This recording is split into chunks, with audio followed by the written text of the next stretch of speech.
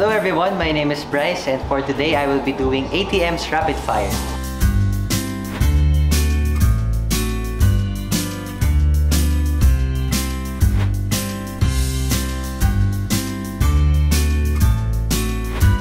Siguro dati nung bata ako dog. Ito nga yung story. Binigay nila sa akin as Christmas gift. And then later on, binenta nila sa ibang tao. Wala lang, funny story lang. Pero, di ba, still one of the best Christmas gifts na natanggap ko.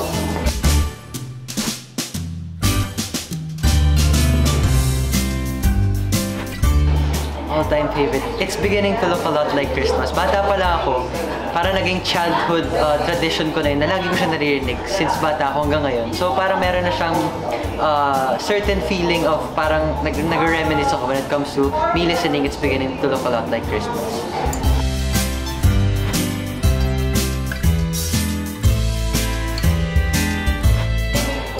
It depends.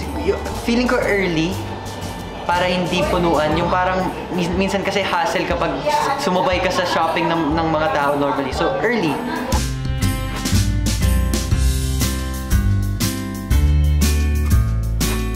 Home Alone! Yung nasa New York, yung part 2.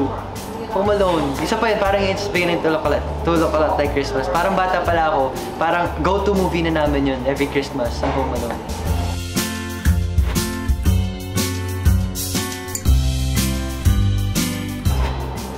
Every Christmas nung bata ako, magkasama lang kami ng family ko sa bahay. Hindi siya certain memory, pero yung parang yung feeling lang na magkumpleto kayo, may pagkain, and then yun nga, manonood kaming Home Alone, yung ganun. Yung times na magkakasama kami, nakakumpleto sa house.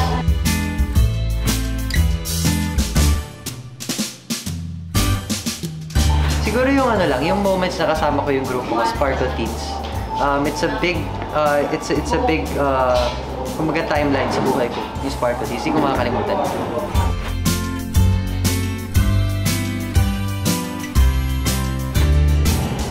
Mas maging mabuting tao kahit pa paano. It's easy to say, pero yun talagang goal ko every year. Maging authentic na tao.